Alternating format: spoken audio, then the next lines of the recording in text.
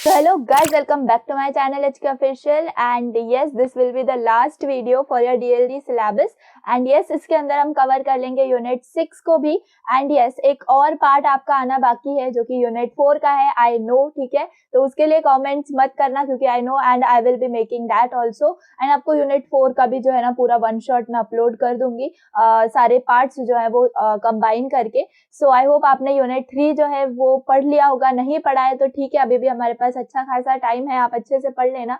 Unit 4 भी आप जो है ना वन शॉट से कर लेना, which I will be uploading. Unit 5 मैंने आज सुबह ही अपलोड किया है, सो आई होप कि आपने वो भी देख लिया होगा। And now it's the time for the last unit of DLD and this is the very simple unit, ठीक है। Introduction to computer architecture, basically हमें माइक्रो प्रोसेसर के बारे में इसमें पढ़ना है, ठीक है। तो बेसिकली इसके अंदर क्या क्या चीजें हैं जो हमें पढ़नी है, तो बहुत ज्यादा सिंपल है। Introduction to ideal microprocessor है जिसमें हम सिस्टम बसेस के बारे में पढ़ने वाले हैं। देन हमारे पास बेसिक ऑपरेशन है माइक्रो प्रोसेसर का, ब्लॉक डायग्राम है माइक्रो प्रोसेसर का। Then functional units of microprocessors जो कि ALU है यूजिंग IC 74181। बेसिक चीजें हैं जो कि यहाँ पर जो है हमें करना है, ठीक है। तो बहुत ज्यादा सिंपल यूनिट है, तो चलिए लेट्स गेट स्टार्टेड। तो introduction to ideal microprocessor, तो स्टार्ट करने से पहले मैं आपको ये बता दूं कि इसके पूरे डिटेल्ड नोट्स, ठीक है, अराउंड 36 पेजेस की वो PDF है जो मैंने आपको सेंड करी है एंड बहुत ज्यादा मतलब सिंपल फॉर्मेट में, सिंपल लैंग्वेज में मैंने वहाँ पे चीजें एक्सप्लेन करी हुई है। तो अगर आपने अभी तक प्राइवेट टेलीग्राम चैनल ज्वाइन नहीं किया है तो प्लीज आप ज्वाइन कर लो। बहुत सारे मेंबर्स हैं जो कि डेफिनेटली उस चीज का प्रॉफिट ले रहे हैं, तो आप भी जो है ज्वाइन कर सकते हो। For that just fill the Google form which is there in description. तो चलिए अब स्टार्ट करते हैं। यहाँ पर आपको मैं सिंपल कॉन्सेप्ट जो है वो अच्छे से एक्सप्लेन कर दूंगी, लिखना क्या है वो भी मैं आपको एक्सप्लेन कर रही हूँ, लेकिन still if you wanted notes you can go for it, okay. तो चलो स्टार्ट करते हैं आइडियल माइक्रो प्रोसेसर के बारे में, ठीक है। तो ये जो स्लाइड है बेसिकली ये सिंप्लीफाई करने वाली है आपके functional representation of computer system, जो कि बेसिकली ये ब्लॉक डायग्राम से आपको समझ में आ जाएगा। तो यहाँ पर अगर हम देखें, computer can be represented functionally in a simplified form, ठीक है, बाय द ब्लॉक डायग्राम। यानी कि हमारा जो कंप्यूटर है, जो PC है, जो लैपटॉप है, बेसिकली हम सिंपल कंप्यूटर की सेंस में बात करें तो हम उसको एक उसका जो फंक्शनैलिटी है ना उसको एक ब्लॉक डायग्राम में अगर समझें तो ये चीज है जो कि उसको पूरा उसकी जो वर्किंग है उसको हैंडल करती है बेसिकली, ठीक है। So it comprises of 3 basic parts of subsystems, जिसमें आपके पास इनपुट डिवाइस है, माइक्रो प्रोसेसर है, आउटपुट डिवाइस है और मेमोरी है। तो एक एक करके देखते हैं। तो बेसिकली अगर इनपुट और आउटपुट जो बेसिक है इनके बारे में बात करें तो ये एक इंटरफेस होता है बेसिकली जो अलाउ करता है कंप्यूटर को to communicate with external world, ठीक है ना। अब अगर इनपुट लेना है तो अगर हमें बाहर से इनपुट लेना है डेटा को तो हम किस चीज से लेते हैं, कीबोर्ड से लेते हैं या सेंसर्स से लेते हैं, ये बहुत चीजें होती हैं। तो वो इनपुट लेने का काम जो है वो हमारे इनपुट डिवाइसेस करते हैं। बाकी हमें आउटपुट भी तो सेंड करना होता है कंप्यूटर से, जो भी प्रोसेस्ड इंफॉर्मेशन है वो हमें शेयर करनी होती है। तो हमारे पास आउटपुट डिवाइसेस प्रेजेंट होते हैं, लेट्स से मॉनिटर्स हो गए, प्रिंटर्स हो गए। तो ये क्या होता है, आपके आउटपुट डिवाइसेस होते हैं। तो input device and output device का काम हमें ऑलरेडी समझ में आ गया है। Now let's talk about this memory, okay. तो ये मेमोरी क्या है, think of this as computer storage या फिर उसका ब्रेन, ठीक है। तो कंप्यूटर कहाँ स्टोर करता है इतनी सारी इंफॉर्मेशन, तो उसकी जो मेमोरी होती है उसमें वो स्टोर करता है, हैंडल करता है, होल्ड करता है डेटा को, इंस्ट्रक्शंस को, जो कि CPU को इंपॉर्टेंट होते हैं फॉर प्रोसेसिंग, है ना। So memory is crucial for system's ability to work on data, okay. तो बस डेटा को स्टोर करना, उस जो डेटा हमारे मेमोरी सॉरी जो माइक्रो प्रोसेसर या CPU को चाहिए वो प्रोसेसिंग पर्पस, वो हमारा जो डेटा है वो मेमोरी के अंदर स्टोर होता है। सो मेमोरी ब्लॉक का क्या यूज है ये भी हमें समझ में आ गया। अब देखो माइक्रो प्रोसेसर को समझना है, मतलब ये माइक्रो प्रोसेसर काय में होता है, CPU में होता है, ठीक है। मुझे बताओ CPU को हम क्या बोलते हैं, ब्रेन ऑफ कंप्यूटर बोलते हैं, राइट। सो जो CPU है बेसिकली उसी के अंदर एक्चुअल प्रोसेसिंग हो रही होती है ना, और वो इंटरप्रेट करता है इंस्ट्रक्शंस को, कैलकुलेशंस परफॉर्म करता है और डेटा फ्लो को मैनेज करता है। अब डेटा फ्लो कौन सा मैनेज कर रहा है, इस ब्लॉक से ही समझ लो। इनपुट डिवाइस से आउटपुट डिवाइस तक जाने के लिए जो डेटा फ्लो हो रहा है उसमें यहाँ पे जो प्रोसेसिंग हो रही है उन चीजों की, बेसिकली वो कौन कर रहा है, हमारा CPU ही कर रहा है ना। अब अगर बात करें ये तीनों भी सबसिस्टम्स की बेसिकली, तो ये हमें अंडरस्टैंड करवा रहा है बेसिकली कि हाँ कंप्यूटर वर्क कैसे करता है। एंड अब हमें समझ में आ गया है कि यस माइक्रो प्रोसेसर ही है जो कि इसको काम करवाता है। माइक्रो प्रोसेसर कहाँ प्रेजेंट होता है? सीपीयू में प्रेजेंट होता है। अभी तक मैंने आपसे सीपीयू की बात की है ना। अब हम जरा इसके डीप में जाते हैं एंड देखते हैं कि यहाँ सीपीयू में क्या क्या होता है। तो मैंने यहाँ आपके लिए लिखा हुआ है ब्रैकेट के अंदर ALU, register array, control unit. तो ये सब चीजों को मिला के क्या बनता है? माइक्रो प्रोसेसर बनता है। अब ALU क्या होता है? ALU के बारे में भी हमें क्वेश्चंस आते हैं, इसके बारे में भी हम पढ़ेंगे आगे जाके। लेकिन ALU को बोलते क्या है हम? अरिथमेटिक लॉजिकल यूनिट, ठीक है, या फिर अरिथमेटिक लॉजिक यूनिट हम इसको बोलते हैं। तो ये क्या है? बेसिकली हम इसको पावर हाउस ऑफ सीपीयू बोलते हैं, ठीक है। इसका भी एक नेम है, जैसे सीपीयू को ब्रेन बोलते हैं वैसे ही ALU को हम पावर हाउस ऑफ सीपीयू बोलते हैं। ये क्या करता है? सारे के सारे अरिथमेटिक ऑपरेशंस परफॉर्म करता है। कौन से arithmetic operations ma'am? Addition, subtraction, multiplication, division, ये सब अरिथमेटिक ऑपरेशंस कौन परफॉर्म करता है? ALU परफॉर्म करता है। इसी के साथ लॉजिकल ऑपरेशंस जैसे कि एंड हो गया, और हो गया, नॉट हो गया, या फिर कंपैरिजंस हो गए, ये सब ऑपरेशंस जो है ये कौन परफॉर्म करता है? हमारा अरिथमेटिक लॉजिक यूनिट यानी कि ALU, ठीक है। अब रजिस्टर एरे की बात करें तो रजिस्टर्स जो होते हैं ना वो बहुत छोटे से होते हैं, स्मॉल होते हैं, हाई स्पीड स्टोरेज यूनिट्स होते हैं जो कि सीपीयू में प्रेजेंट होते हैं, ठीक है। ये क्या काम करते हैं गाइस? ये सिर्फ टेम्पररीली होल्ड करते हैं डेटा को, ठीक है। डेटा हो जाए या फिर इंस्ट्रक्शंस हो, या फिर आप ऐसे कह सकते हो कि जो प्रोसेसिंग के टाइम पे इंटरमीडिएट रिजल्ट्स आते हैं ना, वो सब कौन स्टोर करता है? वो रजिस्टर एरे स्टोर करता है। So think of them as a CPU's work space, okay, where it can quickly access and manipulate data, ठीक है ना। तो ये काम होता है रजिस्टर एरे का। अब कंट्रोल यूनिट क्या होता है? हमने ALU को समझा क्या है? ये पावर हाउस है हमारे सीपीयू का। अब कंट्रोल यूनिट को मैं क्या बोलूंगी? Manager of CPU. क्यों मैनेजर गाइस? क्योंकि ये डायरेक्शंस देता है, जो भी ऑपरेशंस होना है ना प्रोसेसर के ऊपर बेसिकली, तो वो डायरेक्शंस कौन देता है? ALU के साथ कोऑर्डिनेट कौन करता है? रजिस्टर्स के साथ, मेमोरी के साथ, इनपुट आउटपुट डिवाइसेस के साथ कोऑर्डिनेट करने में जो हेल्प करता है वो हमारा कंट्रोल यूनिट होता है। सो कंट्रोल यूनिट का बस यही काम है कि जो इंस्ट्रक्शंस है वो मेमोरी से फेच करता है, उसको डिकोड करता है, सिग्नल्स प्रोवाइड करता है अदर पार्ट्स ऑफ सिस्टम को, एंड उनको एग्जीक्यूट करता है। समझ में आ रही है मेरी बात? तो बहुत ज्यादा सिंपली ये जो पूरा ब्लॉक डायग्राम है मैंने आपको एक्सप्लेन किया है। अब मैंने इतना जितना भी ज्यादा एक्सप्लेन किया है आपको थोड़ा भी याद रहता है तो आप बहुत अच्छी थ्योरी आप आइडियल माइक्रो प्रोसेसर के लिए लिख सकते हो। तो ये पूरा एक ब्लॉक डायग्राम था जो कि हमारे पूरी फंक्शनैलिटी ऑफ कंप्यूटर की जो है ना बता रहा है, जिसका मेन पार्ट है माइक्रो प्रोसेसर, जिसको हम इस यूनिट के अंदर डिकोड करेंगे, ठीक है। तो चलिए स्टार्ट करते हैं। जैसे कि मैंने आपको आइडियल माइक्रो प्रोसेसर के बारे में बता दिया, यहाँ पर उसके लिए कुछ इन्फॉर्मेशन मैंने लिखी हुई है। तो अभी मैंने जितना एक्सप्लेन किया है ना तो ये चीजें आपको सिंपल लगेंगी। देखो माइक्रो प्रोसेसर या फिर सीपीयू क्या करता है? रीड करता है ईच इंस्ट्रक्शन फ्रॉम मेमोरी, उसको डिकोड करता है, उसको एग्जीक्यूट करता है, मैंने ये आपको बताया था अभी।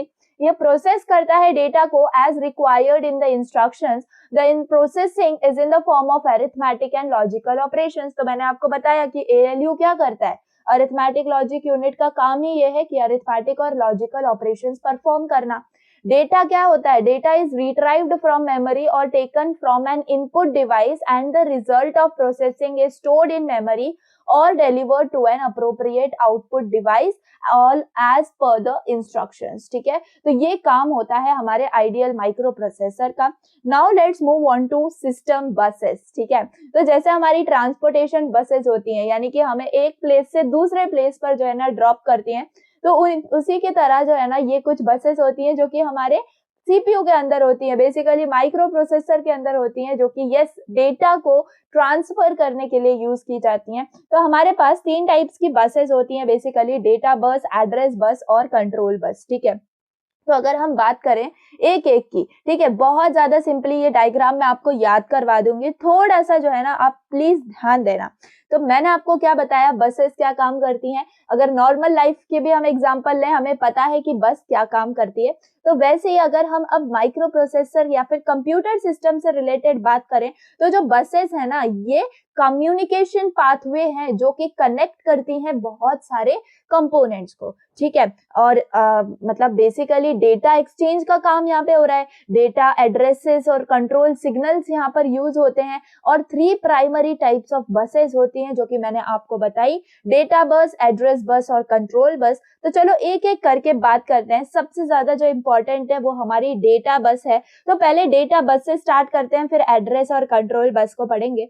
तो डेटा बस जो ये यहाँ पर आपको नजर आ रही है, एंड इसी के पास सिर्फ 2 एरोज हैं, ये ध्यान रखना, ठीक है। तो जो डेटा बस होती है, ये कंसिस्ट करती है डेटा लाइंस को, ठीक है। सो जो डेटा बस है, it consist of data lines, जो कि हमें प्रोवाइड करता है एक path for transferring data between different system modules, ठीक है। जैसे अगर हम प्रोसेसर की बात करें, मेमोरी की बात करें, इनपुट आउटपुट डिवाइसेस की बात करें बेसिकली, तो इनके बीच में जो डेटा ट्रांसफर करवाने का काम है वो कौन करता है, डेटा बस करता है, ठीक है।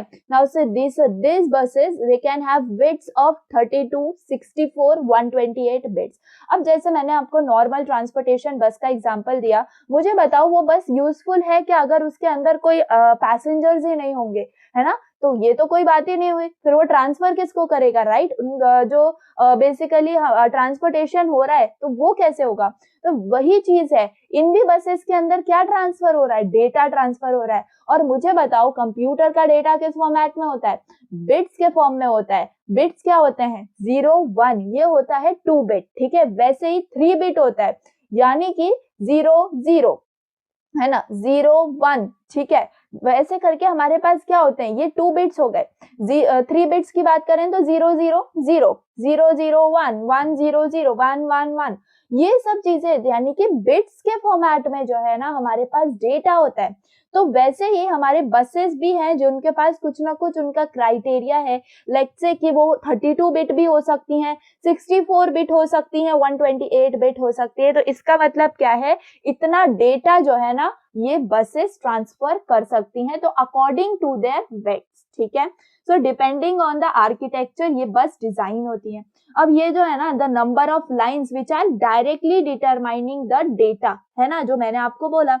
सो बेसिकली हर डेटा पे एक ऑपरेशन परफॉर्म होता है ना। देखो अगर 64 बिट डेटा बस की बात करें तो ये क्या करेगा, ट्रांसफर करेगा 64 bits of data simultaneously, and इसके वजह से ये फास्टर होता है किससे, 32 बिट वाले से।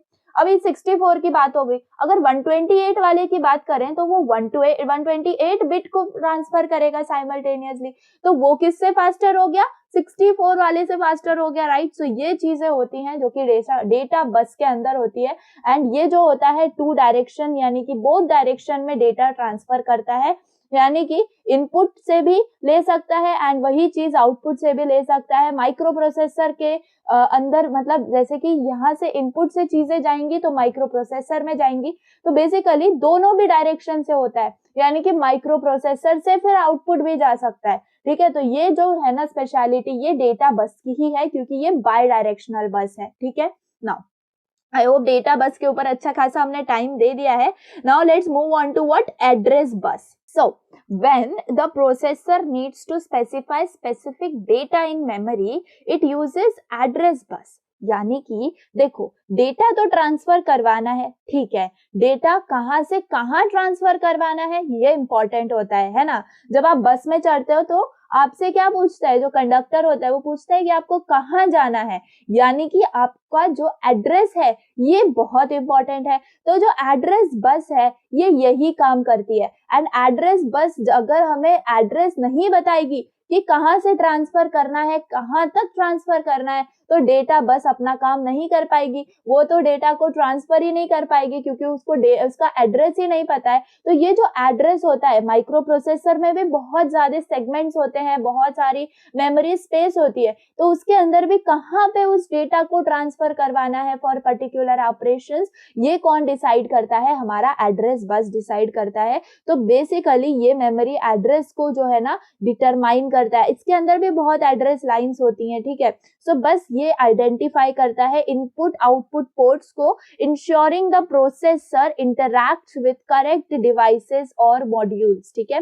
तो बहुत ज्यादा सिंपल फॉर्मेट में, आई होप कि आपको एड्रेस बस भी समझ में आ गया है। कुछ काम नहीं है उसका, बस इतना ही काम है कि वो एड्रेस जो है ना, बस एड्रेस डिटरमाइन करता है एंड डेटा बस को देता है कि यस इस डेटा ये जो डेटा है इधर जाके आप ट्रांसफर कर दो या फिर यहां से उठा लो आप, ठीक है। तो ये चीजें होती हैं डेटा बस की और एड्रेस बस की। तो चलो ये तो बात हो गई, लेकिन मुझे बताओ कि देखो कुछ ऑपरेशंस होते हैं, लाइक राइटिंग करनी है, रीड करना है या फिर कोई भी ऑपरेशन, ठीक है। तो वो ऑपरेशन कैसे करना है, मतलब वो जो करना है ऑपरेशन वो कौन बताएगा, वो हमें कंट्रोल बस बताता है, ठीक है। तो कंट्रोल बस जो है ये मैनेज करता है हमारे डेटा बस को भी, एड्रेस बस को भी। क्यों? क्योंकि इनको उनका काम तो पता है, लेकिन इनको कंट्रोल भी तो करना है, इनको ट्रिगर भी तो करना है कि भाई ये काम करो जाके, ठीक है। तो ये कौन करता है? कंट्रोल बस करता है। यानी कि अगर कंट्रोल बस नहीं होगी तो दोनों भी बसेस काम नहीं करेंगे। इसका मतलब तीनों भी बसेस एक भी अगर गायब हो जाए तो काम नहीं हो सकता। ये तीनों भी जो है ना साइमल्टेनियसली हमारी काम करती हैं, ठीक है। तो आई होप आपको समझ में आ गया है। तो बहुत ज्यादा कंट्रोल बस जो है ना इम्पोर्टेंट है। बेसिकली ये कमांड्स दे रही होती है, लाइक हमें रीड करना है या फिर एग्जीक्यूट करना है, ऑपरेशंस को राइट करना है, ठीक है। बहुत ज्यादा इम्पोर्टेंट है ये। और टाइमिंग सिग्नल्स जो है ना इसको सिंक्रोनाइज करते हैं बेसिकली, ठीक है। तो ये बस इतनी इंफॉर्मेशन आपके लिए इम्पोर्टेंट थी। तो टुगेदर अगर बात करें, these three buses, data, address, control, ये क्या फॉर्म करते हैं? कम्युनिकेशन बैकबोन फॉर्म करते हैं हमारे कंप्यूटर सिस्टम का। तो बेसिकली जो इंटरैक्शन है ना वो मतलब स्मूथली हो पाए, ये जो है इनका काम होता है। एंड अगर आप ध्यान दो, सिर्फ डेटा बस ही आपकी बाई डायरेक्शनल होती है, एड्रेस बस आप देखो सिंगल यूनी डायरेक्शनल, ठीक है। तो एड्रेस बस से मेमोरी के पास आपका सिंगल डायरेक्शन आ रहा है, एड्रेस बस से इनपुट के पास भी सिंगल डायरेक्शन एरो आ रहा है, एड्रेस बस से आउटपुट के पास भी सिंगल डायरेक्शन एरो जो है वो आ रहा है, ठीक है। और माइक्रो प्रोसेसर से भी बाहर कितना जा रहा है? एक ही एरो जा रहा है। सिंपली आपको बस इतना ही ध्यान में रखना है कि कंट्रोल बस और एड्रेस बस आपकी यूनी डायरेक्शनल होती है, यानी कि एक ही डायरेक्शन में डेटा ट्रांसफर कर सकती हैं बेसिकली। और डेटा बस की बात करें तो ये बाई डायरेक्शनल होता है, क्योंकि इसका काम ही डेटा को ट्रांसफर करवाना होता है, ठीक है। So I hope data bus, address bus, control bus आपको बहुत अच्छे से समझ में आ गई है। इनका जो है डीप एक्सप्लेनेशन है यहाँ पर देखो। तो data lines that provide a path for moving data among the system modules. फिर मैंने आपको बताया था कि 32, 64, 128 बहुत सारी सेपरेट लाइंस होती हैं। फिर नंबर ऑफ लाइंस डिटरमाइन करती हैं कि यस कितने बिट्स ऑफ डेटा जो है हमें एट अ टाइम ट्रांसफर करना है, ठीक है। तो ऐसे डेटा बस आप दिखा सकते हो क्या होता है, ये बाई डायरेक्शनल बस होती है। वहीं अगर हम एड्रेस बस की बात करें तो देखो ये है एड्रेस बस, है ना। यहाँ पे एड्रेस हमें बता रहा है, यहाँ पे इस बस हमें बता रही है कि यहाँ पे आपको कौन से एड्रेस पे जाके डेटा को पुट करना है। तो हमें 8 एड्रेस पे जाना है, तो अब यहाँ पे डेटा बस आ जाती है एंड उसके अंदर 8 एड्रेस स्टोर हो जाता है, जो डेटा ट्रांसफर करना है वो ट्रांसफर हो जाता है। So if the processor wishes to read a word of data from the memory, it puts the address of the desired word on the addresses line and this is used to address input output ports, ठीक है। Now control bus की बात करें, so used to control the access and the use of data and address lines, है ना। Data और address दोनों भी लाइंस को ये कंट्रोल करता है basically. And these are shared by all components, there must be means of controlling their use, ठीक है। Control signals transmit both the command and timing information among system modules. Timing signals indicate करते हैं validity of data and address information को। Command signal specify करता है operations to be perform, ठीक है।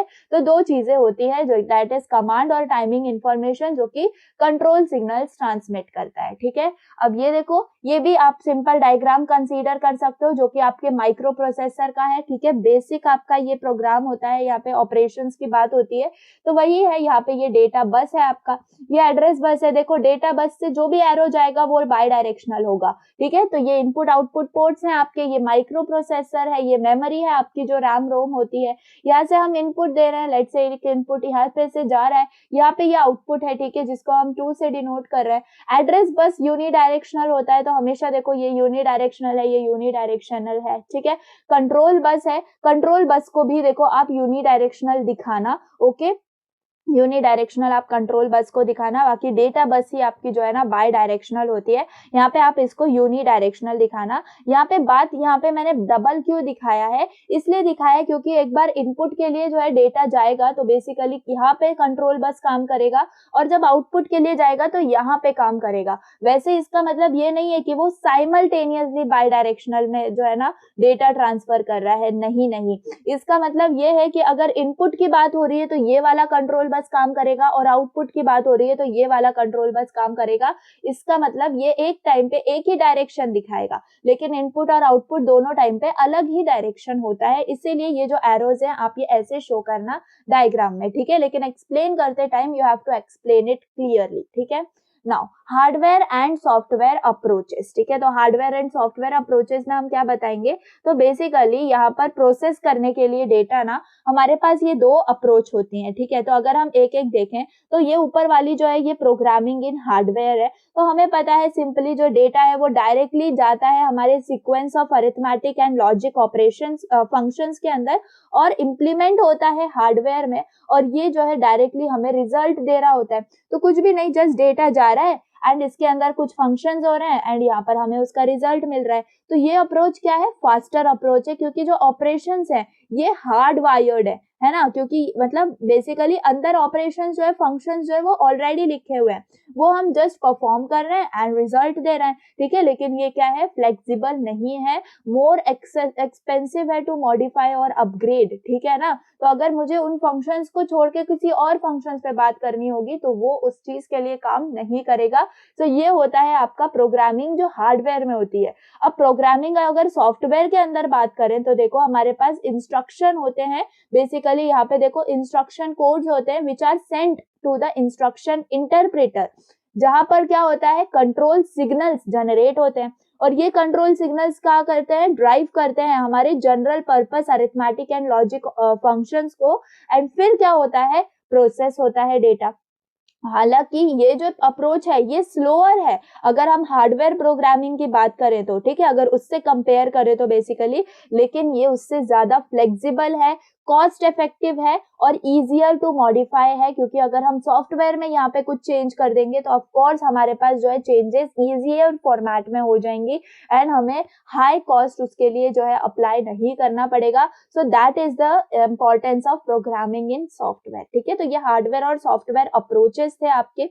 Major components की बात करते हैं अब आगे, तो यहाँ पर हम माइक्रो प्रोसेसर के मेजर कंपोनेंट्स की बात कर रहे हैं। तो सीपीयू है हमारे पास, इनपुट आउटपुट कंपोनेंट्स हैं, मेमोरी है हमारे पास। तो देखो बहुत ज्यादा सिंपल फॉर्मेट में मैं आपको बताती हूँ, अभी आपने जितना समझा बहुत ज्यादा इजी वे में आपने समझा होगा। यहाँ पर जो हमने पढ़ा सॉफ्टवेयर और ये हार्डवेयर, तो इसको भी आप अंडरस्टैंड करना, क्योंकि यही आपको आगे जो है इजी आपको आपकी कंटेक्स्ट को बना रहा होगा।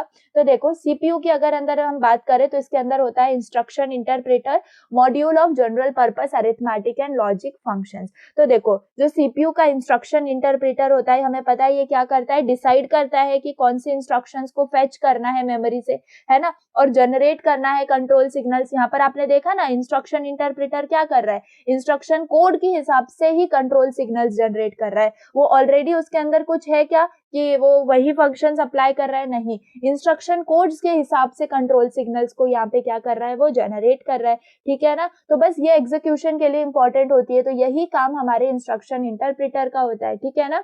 सो आई होप आपको समझ में आया होगा। अब यहाँ पे general purpose arithmetic logic functions का क्या काम है, तो जो अरिथमेटिक और लॉजिकल फंक्शंस होते हैं, मुझे बताओ कौन परफॉर्म करता है, यस एएलयू परफॉर्म करता है ना, अरिथमेटिक लॉजिक यूनिट। तो ये एएलयू परफॉर्म करता है ये कंप्यूटेशंस को, लॉजिक ऑपरेशंस को, ठीक है।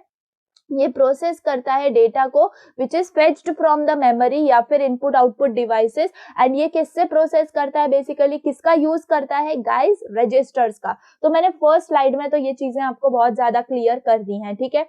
बाकी यहाँ पर इनपुट आउटपुट कंपोनेंट्स की बात करें तो इनपुट मॉड्यूल है contains basic component for accepting data and instructions and converting them into an internal form of signals usable by the system. और output module means of reporting the results. तो input module simple क्या करता है, accept करता है external data या फिर instructions को। एग्जांपल आप कीबोर्ड का ही इनपुट ले लो एंड उसको कन्वर्ट करता है एक ऐसे सिग्नल में जो कि सीपीयू अंडरस्टैंड कर पाए, है ना।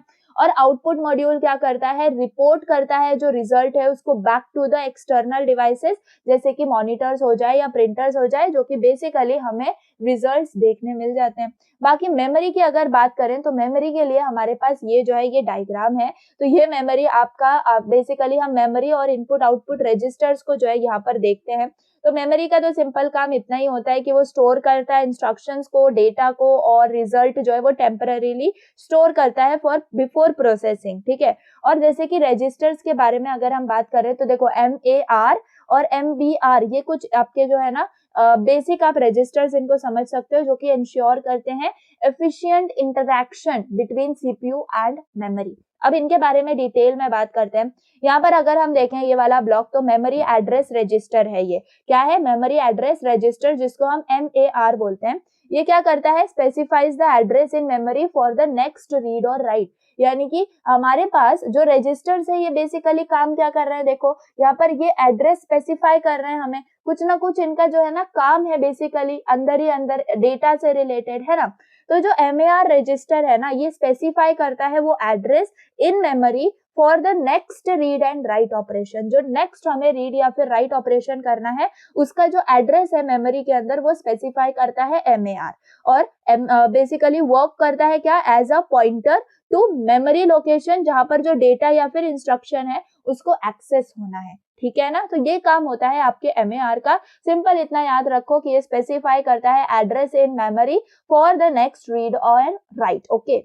अब बात करते हैं MBR की। तो MBR क्या होता है, मेमोरी बफर रजिस्टर, ठीक है, memory buffer register. So this contains the data to be return into memory और receives the data read from the memory. यानी कि बेसिकली ये टेम्पररीली डेटा को होल्ड करता है। जो भी डेटा हमें राइट करना है ना मेमोरी के अंदर, या फिर जो डेटा को रीड करना है ना मेमोरी से, उसको टेम्पररीली ये रजिस्टर स्टोर करता है, ठीक है।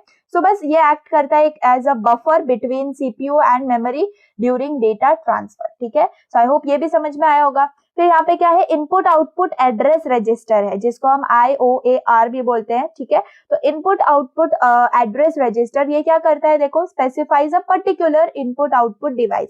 यानी कि स्पेसिफाई करता है उस एड्रेस को, पर्टिकुलर इनपुट आउटपुट डिवाइस के एड्रेस को टू कम्युनिकेट विथ, है ना। और इंश्योर करता है सीपीयू को, मतलब बेसिकली कहाँ पे डेटा है उसको वहां पे डायरेक्ट करता है to correct input output device, ठीक है। तो यही काम होता है आपके इनपुट आउटपुट एड्रेस बफर का।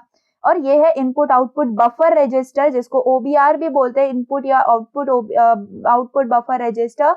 तो it is used for just data exchange. बस इतना याद रखो, डेटा एक्सचेंज किसके बीच में, डेटा एक्सचेंज आपके इनपुट आउटपुट मॉड्यूल के बीच में और सीपीयू के बीच में। आपका जो भी डेटा या फिर ट्रांसफर होता है, एक्सचेंज होता है, उसको कौन स्टोर करता है, आपका IOBR यानी कि इनपुट आउटपुट बफर रजिस्टर, ठीक है। टेम्पररीली बस स्टोर करता है डेटा को जिसको ट्रांसफर करवाना है, दैट्स इट, ठीक है। सो ये होता है आपके memory and input output. Now let's move on to microprocessor operation, ठीक है। तो फेच, एग्जीक्यूटिव, ये कुछ ऑपरेशंस होते हैं बेसिकली। तो इनको बहुत अच्छे से अंडरस्टैंड करते हैं। यहाँ पर देखो, तो फेच का मतलब है at the beginning of each instruction cycle the processor fetches an instruction from memory, और एग्जीक्यूट में एग्जीक्यूट द इंस्ट्रक्शन। तो देखो, जो फेच साइकिल होती है ना, यहाँ पर आपको क्या नजर आ रही है, फेच साइकिल नजर आ रही है।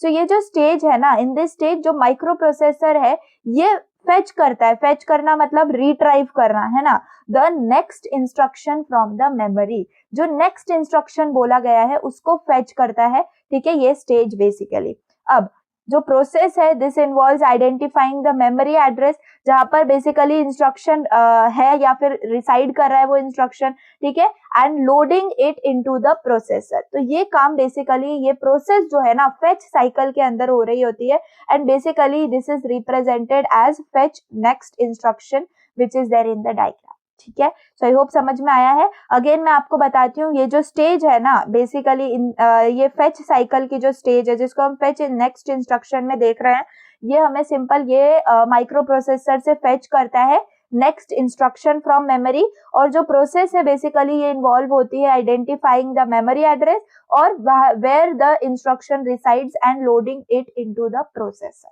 ठीक है, सो आई होप समझ में आ गया है।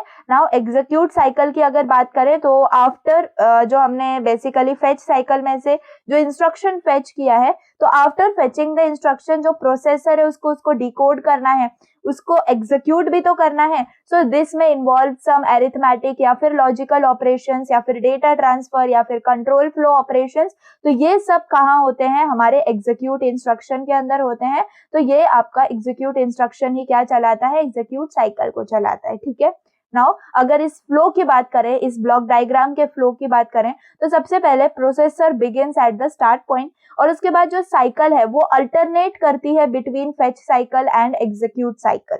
ठीक है, कंटिन्यूअसली मतलब रिट्राइव करती है डेटा को और इंस्ट्रक्शंस परफॉर्म कर रही है। फेच से क्या हो रहा है, इंस्ट्रक्शन लिया जा रहा है, एग्जीक्यूट से क्या हो रहा है, वो फंक्शन एग्जीक्यूट हो रहा है। समझ में आ रही है, सिंपल लैंग्वेज में मैं आपको बता रही हूँ। तो सिंपल ये अल्टरनेट साइकिल चलती है फेच साइकिल और एग्जीक्यूट साइकिल के अंदर, है ना। तो अगर स्पेसिफिक आपका कोई इंस्ट्रक्शन है, लेट्स से हॉल्ट, कोई भी आपका इंस्ट्रक्शन है वो एनकाउंटर हुआ है और फिर उसके ऊपर हम क्या करेंगे, एनकाउंटर कौन कर रहा है, हमारा फेच कर रहा है और उसको जो एग्जीक्यूशन है वो प्रोग्राम एग्जीक्यूशन का वो कौन रन कर रहा है, एग्जीक्यूट इंस्ट्रक्शन रन कर रहा है। So this forms the repetitive operational loop of micro processor. ठीक है, जिससे हमारे जो प्रोसेसिंग का जो एफिशिएंट टाइम है इंस्ट्रक्शंस का वो हमारा यहाँ पे इंश्योर होता है। That's it. ठीक है, सो आई होप समझ में आया होगा आपको ये भी। Now here this is read and right cycle. ठीक है, तो ये कैसे वर्क करती है, सबसे पहले हम एलिमेंट्स की बात करें यहाँ पे, तो सबसे पहले आपको यहाँ पे क्या नजर आ रहा है, होप इट इज क्लियर। ये क्लॉक है, ठीक है, यहाँ पे ये क्लॉक है, ये एक सेंट्रल टाइमिंग सिग्नल है बेसिकली जो सिंक्रोनाइज करता है हमारे सारे ऑपरेशंस को। ठीक है, तो ईच ऑपरेशन अकर्स जब उसको स्पेसिफिक क्लॉक दी जाएगी तभी वो स्पेसिफिक होता है ना, ऑपरेशन परफॉर्म होता है। उसके बाद यहाँ पे देखो ये सेकंड आपकी स्टेटस लाइन है। ठीक है, ये स्टेटस लाइन क्या इंडिकेट करती है, करंट ऑपरेशन। करंट ऑपरेशन जो भी चल रहा है, रीड चल रहा है या राइट चल रहा है, ये उसको आपके इंडिकेट करती है। एंड स्टेट ऑफ बस, बेसिकली कौन सी बस चल रही है, स्टेट ऑफ बस। ठीक है, एड्रेस लाइंस की अगर बात करें, एड्रेस लाइन, तो ये एड्रेस लाइन क्या है, आपकी मेमोरी लोकेशन है और इनपुट आउटपुट डिवाइस बेसिकली जहां पर हमारा प्लेस्ड है उसका जो एड्रेस है वो यहाँ पे स्टोर होता है इन एड्रेस लाइंस के अंदर। फिर एड्रेस अनेबल की अगर बात करें, so this signal ensures that address lines are stable या फिर valid for use during the operation, है ना। जो एड्रेस लाइंस हम यूज कर रहे हैं बेसिकली वो स्टेबल हैं क्या, वो वैलिड है क्या, जो ऑपरेशन हमें परफॉर्म करना है उसके लिए। तो ये चीज एड्रेस अनेबल जो है वो आपका इंश्योर करता है। उसके बाद आप देखो यहाँ पे डेटा लाइंस है। सो ये डेटा लाइंस क्या करती है, कैरी करती है एक्चुअल डेटा जिसको रीड करना है या फिर राइट करना है टू द मेमोरी। ठीक है, ये डेटा लाइंस का काम होता है। ये डेटा लाइंस दोनों भी जगह है, रीड में भी है और राइट में भी है। तो डेटा लाइंस का काम इतना ही है कि जो एक्चुअल डेटा है ना जिसको रीड करना है वो आपके डेटा लाइंस में होता है, जिसको राइट करना है वो आपके डेटा लाइंस में होता है। अब यहाँ पे रीड और राइट सिग्नल्स आपको नजर आ रहे होंगे, रीड और राइट सिग्नल्स। तो रीड यानी कि प्रोसेसर बेसिकली इंडिकेट करता है ये प्रोसेसर को कि रीडिंग डेटा फ्रॉम मेमोरी, है ना, basically reading data from memory. And वैसे ही राइट क्या करता है, इंडिकेट करता है the processor is writing data to the memory. That's it. यहाँ पर अगर हम देखें तो ये सिंपल आपको अच्छे से समझ में आ गया होगा। ये कुछ टाइमिंग फेज है, ये T1, T2 और T3 ना। तो ये T1 क्या है ना, जो प्रोसेसर प्लेस करता है ना एड्रेस को एड्रेस लाइन के ऊपर, तब ये T1 जो है आपको फेज दिखा रहा होता है। एड्रेस अगर स्टेबल हो जाए और करस्पॉन्डिंग स्टेटस सिग्नल्स जो सेट हम कर रहे हैं तो उस सब मतलब इनिशियल स्टेट में जो है ना आपका T1 जो है वो आपका काम करता है एड्रेस अनेबल वगैरह करना या इंश्योर करना एड्रेस वैलिड है कि नहीं। तो ये सब आपको यहाँ पर नजर आता है। अगर एड्रेस अनेबल में बात करें तो हमें यही चीज दिखती है वैलिडेशन वाली, तो वो यहाँ पर हमें दिखा रहा है T1 स्टेट में। T2 स्टेज में या फिर T2 आपके फेज में क्या होता है ना, सपोज रीड साइकिल हो गई, तो फॉर रीड साइकिल जो डेटा जो है वो डेटा लाइंस के लिए अवेलेबल हो जाता है। फ्रॉम मेमोरी, तो उस वक्त जो है ये T2 वाला फेज ऑन होता है।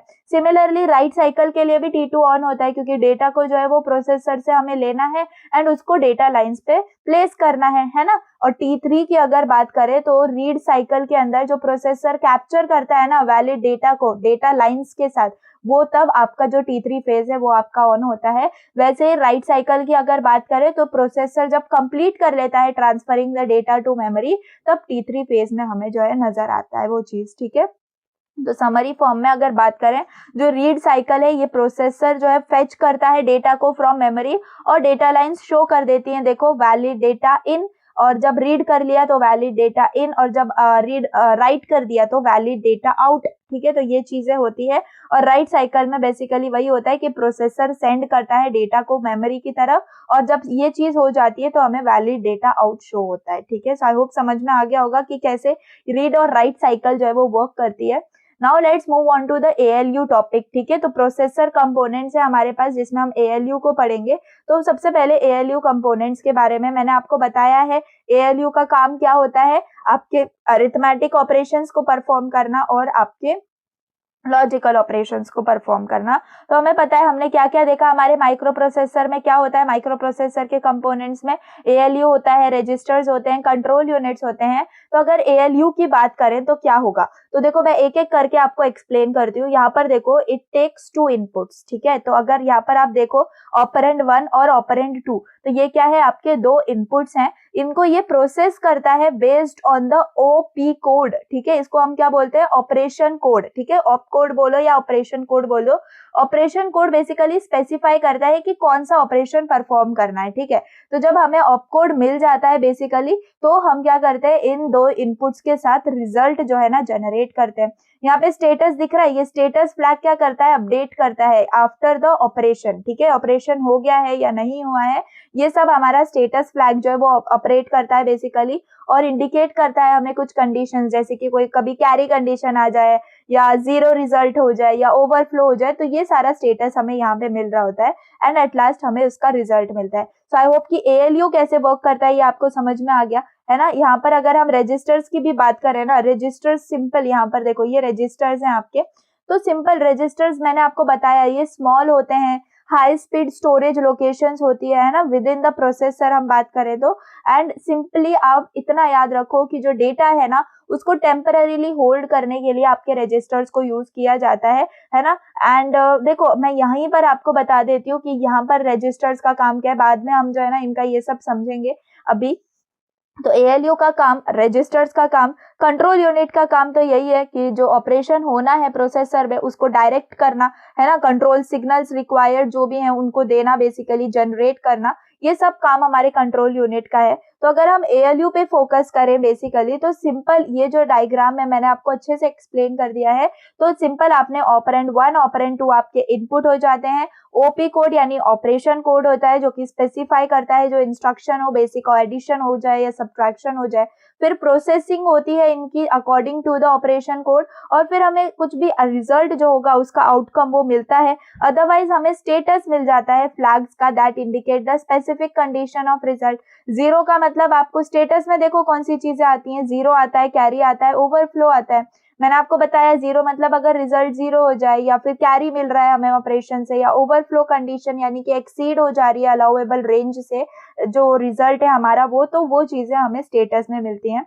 सो आई होप समझ में आया। अगेन अब रजिस्टर्स पे आ जाते हैं। तो ALU जो है ये हमें पता है एक कंप्यूटेशनल कोर है हमारे प्रोसेसर का। तो ALU के साथ साथ हमारे रजिस्टर्स भी वर्क करते हैं, ठीक है, जो बेसिकली हमें पता है क्या करते हैं, टेम्पररीली स्टोर करते हैं, है ना।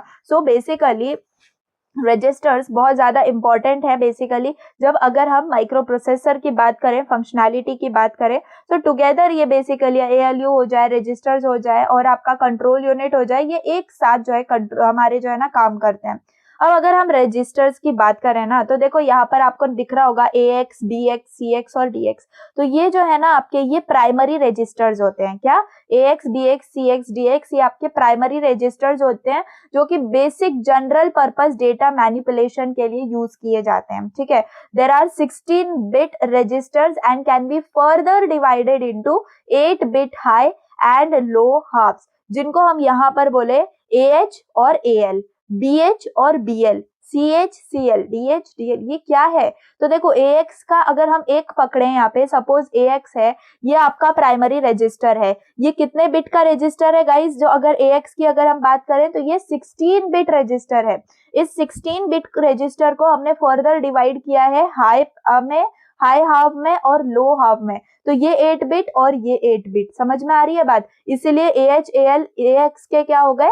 सब डिविजन्स हो गए। वैसे BX के ये दोनों सब डिविजन्स हो गए, वैसे ये दोनों, ठीक है। तो ये होता है जनरल डेटा रजिस्टर्स, ठीक है। अब register as storage, data storage अगर हम बात करें तो यहाँ पे D और Q है हमारे पास।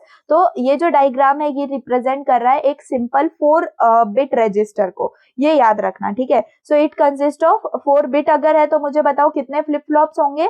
4 फ्लिप फ्लॉप्स होंगे इसके अंदर। तो इसके अंदर D0, D1, D2, D3 ये आपके 4 हो जाते हैं, ठीक है। इसी को यहाँ पर जो है ना 4 बिट रजिस्टर में दिखाया हुआ है, क्लियर है ना? तो सिंपल अगर हम इसके एक की बात करें तो यहाँ पर क्लॉक है, बेसिकली ये क्या कर रहा है? सिंक्रोनाइज कर रहा है डेटा ट्रांसफर को। और इनपुट डेटा जो स्टोर करवाना है हमें, बेसिकली D इनपुट के साथ हम उसको इनपुट में देते हैं, आउटपुट मिल रहा है हमें, यहाँ पे इन्वर्टेड आउटपुट भी मिल रहा है ना। तो ये क्या है ना, बेसिकली यहाँ पे ये 4 बिट रजिस्टर्स की बात कर रहे हैं कि ऐसे जो है ना डेटा स्टोर होता है। मुझे बताओ फ्लिप फ्लॉप्स का काम ही क्या होता है? स्टोर करना, है ना। तो अगर ये एक फ्लिप फ्लॉप है तो ये कितने डेटा को स्टोर करेगा? 1 बिट डेटा को स्टोर करेगा। इसी को अगर हम 4 बिट में अरेंज कर दे तो ये 4 बिट डेटा को क्या करेगा? स्टोर करेगा। ये सब चीजें तो मैंने आपको एक्सप्लेन करी हुई है ना। तो जो रजिस्टर्स है ना, बेसिकली अगर हम माइक्रो प्रोसेसर यूनिट के अंदर बात करें तो रजिस्टर्स क्या है? हमारे माइक्रो प्रोसेसर यूनिट के एक फंडामेंटल कंपोनेंट है, ठीक है। बेसिकली यूज क्यों किए जाते हैं? टेम्पररीली डेटा को स्टोर करने के लिए, मतलब जब हमें एग्जीक्यूट करवाने हैं कुछ इंस्ट्रक्शंस तो कुछ डेटा टेम्पररीली स्टोर होता है। जनरल पर्पस रजिस्टर्स हमने देखे AX, BX, CX और DX, ठीक है, जो कि यूज किए जाते हैं वेरियस पर्पस, लाइक आपके स्टोरिंग ऑपरेंड्स हो गए, है ना, जो बेसिक चीजें है ना, ऑपरेंड स्टोर करना, result of calculation, address, other data, ये सब चीजें स्टोर करने के लिए हमारे जनरल डेटा रजिस्टर्स को हम यूज करते हैं, ठीक है। सो आई होप आपको रजिस्टर्स का ये जो पार्ट है ये आपको समझ में आ गया होगा। अब यहाँ पर अगर आप नेक्स्ट डायग्राम ये देखो, ये है आपके रजिस्टर्स का डायग्राम, ठीक है। तो ये सिंपल क्या है ना, आपके जनरल पर्पस रजिस्टर्स हैं आपके 86 माइक्रो प्रोसेसर के अंदर, ठीक है। तो अगर जनरल पर्पस आप रजिस्टर्स यहाँ पे देखो तो EAX, यहाँ पे EBX, ECX, EDX, ठीक है। सो ये क्या है आपके? ये 32 बिट रजिस्टर्स हैं। यहाँ पर AX, BX, CX, DX थे, ये आपके 16 बिट रजिस्टर्स थे। अब EAX, EBX, ECX और EDX आपके 32 बिट रजिस्टर्स हैं, जो कि आपके यूज किए जाते हैं जनरल पर्पस डेटा मैनिपुलेशन के लिए। अब जैसे ये 32 बिट हैं तो अब इनको हम डिवाइड कर सकते हैं, एक्सेस कर सकते हैं एज 16 बिट, ऐसे है ना। तो 16 बिट में हमने इनको डिवाइड कर लिया एज AX, BX, CX और DX, है ना। अब जैसे कि हमने पहले किया था, यहाँ पे ये 16 बिट को डिवाइड कर दिया था 8 बिट के अंदर, तो यहाँ पर भी हमने डिवाइड कर दिया 8 बिट्स के अंदर। अब यहाँ पर देखो ये ESI, EDI, ये ESI और EDI क्या है? ये भी आपके 32 बिट लेकिन इंडेक्स रजिस्टर्स हैं, जो कि सिंपल यूज किए जाते हैं एड्रेसिंग मेमोरी लोकेशंस के लिए। तो इसको जो है हम यूज ऐसे भी एक्सेस कर सकते हैं एज 16 बिट, ठीक है। तो सिंपल SI और DI ये इसके 16 बिट आ जाते हैं। आप चाहो तो यहाँ पे लिख भी सकते हो, जस्ट हम इनको 16 बिट के अंदर ही क्या कर सकते हैं? सब डिवाइड कर सकते हैं। अब कुछ स्पेशल आपके होते हैं स्पेशल पर्पस रजिस्टर्स, जो कि होते हैं ESP और EBP। ESP यानी कि स्टैक पॉइंटर, ठीक है। ये क्या है? ये रजिस्टर है जो कि टॉप ऑफ द स्टैक को पॉइंट करता है। आपको पता है ना, स्टैक इंटरनली भी यूज किया जाता है। एक स्टैक आपका डेटा स्ट्रक्चर का ही पार्ट नहीं है, ये आपके OS का भी पार्ट है बेसिकली। तो इस रजिस्टर पॉइंट्स, जो रजिस्टर है आपके टॉप ऑफ द स्टैक को जो पॉइंट करता है वो आपका ESP होता है। इस जो कि मतलब एक डेटा स्ट्रक्चर है which is used for storing function arguments या फिर रिटर्न एड्रेसेस हो गए या लोकल वेरिएबल्स हो गए। तो ये आपके इस स्पेशल पर्पस रजिस्टर के अंदर स्टोर होते हैं। वैसे EBP की बात करें तो EBP क्या है? आपका बेस पॉइंटर है, जो कि रजिस्टर है बेसिकली, जो पॉइंट करता है base of current function stack frame को, ठीक है। जो कि आपके ब्लॉक ऑफ मेमोरी होती है ना, जो कि एलोकेट की जाती है फंक्शन वेरिएबल्स को और पैरामीटर्स को, बस उसको पॉइंट करता है, ठीक है। सो आई होप आपको समझ में आ गया होगा। तो बेसिकली ये इमेज आपको क्या शो कर रही है? एक हिरार्चिकल स्ट्रक्चर शो कर रही है आपके 86 रजिस्टर्स का, ठीक है। x86 रजिस्टर्स जिनको हम बोलते हैं। विथ जिसके पास क्या है, ये 32 बिट रजिस्टर्स हैं जो कि एकदम लार्जेस्ट है ना, और 8 बिट रजिस्टर्स हैं जो कि सबसे ज्यादा स्मॉलेस्ट। ठीक है, सो जो जनरल पर्पस रजिस्टर्स हैं बेसिकली ये यूज किए जाते हैं फॉर वैरायटी ऑफ टास्क, जैसे कि स्टोर होना, डेटा को स्टोर करना, या फिर अरिथमेटिक ऑपरेशंस परफॉर्म करना, मेमोरी मैनिपुलेट करना। और जो स्पेशल आपके होते हैं ये आपके एसेंशियल मैनेजिंग करते हैं, लाइक स्टैक हो गया या फिर फंक्शन कॉल्स हो गए, इसके लिए ये इंपॉर्टेंट है। तो आई थिंक आपको ये चीज जो है समझ में आ गई होगी। So this is the complete thing जो आप शो कर सकते हो फॉर रजिस्टर्स।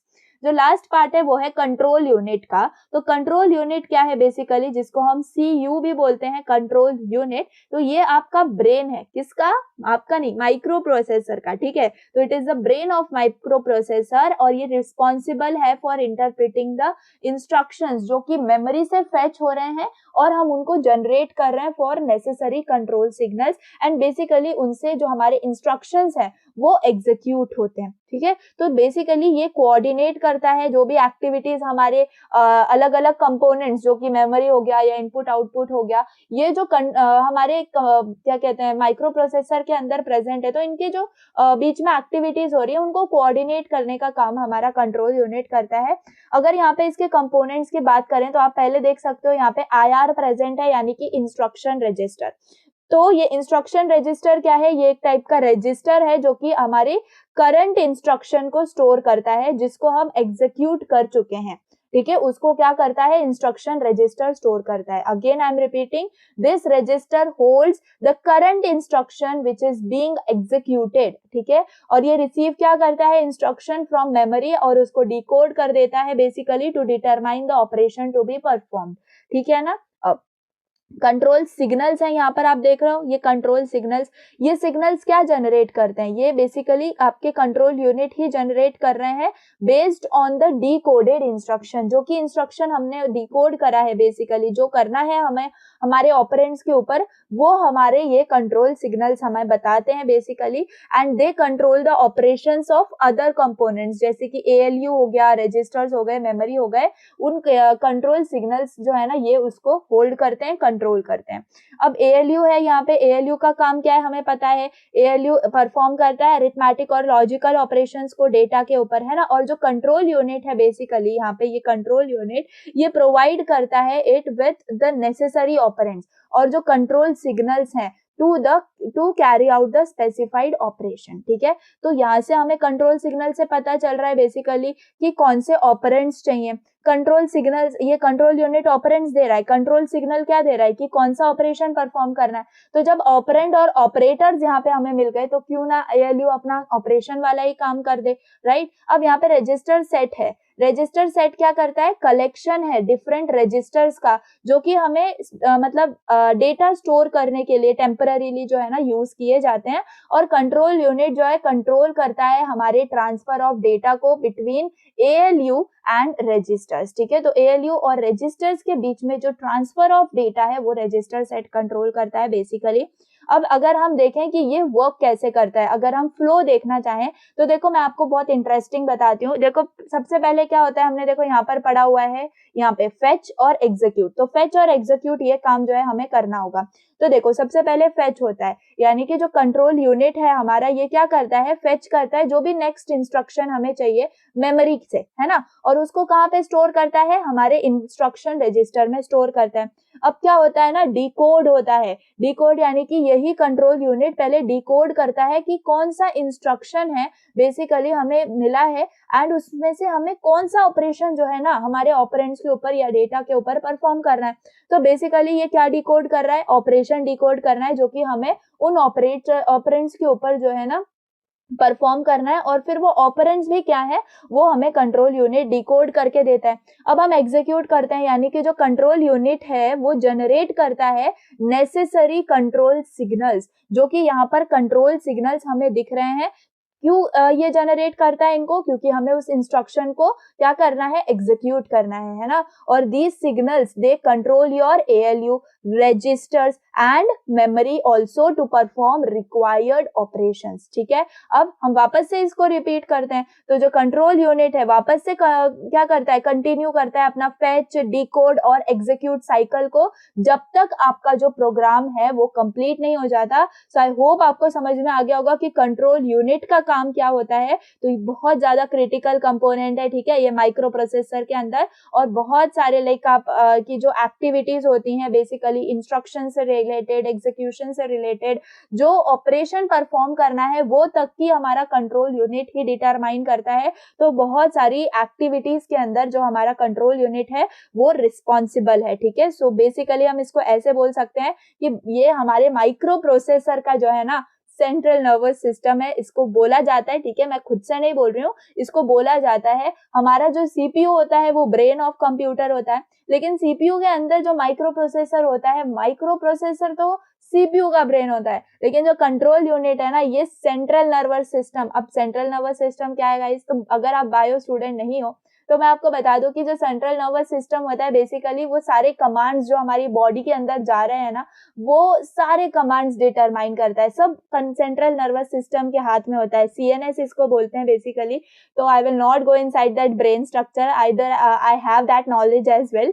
ठीक है, कोई बात नहीं। सेंट्रल नर्वस सिस्टम होता है ये हमारे माइक्रो प्रोसेसर का, एंड ये कंट्रोल करता है बेसिकली फ्लो ऑफ डेटा और इंस्ट्रक्शंस। ठीक है, so that was the end of unit. And control unit जो है हमने देख लिया, हमने रजिस्टर्स देख लिए, हमने ALU के बारे में पढ़ लिया, हमने रीड राइट साइकिल पढ़ी। ये माइक्रो प्रोसेसर के फेच और एग्जीक्यूट साइकिल्स कितने ज्यादा इंटरेस्टिंग है हमने देखा।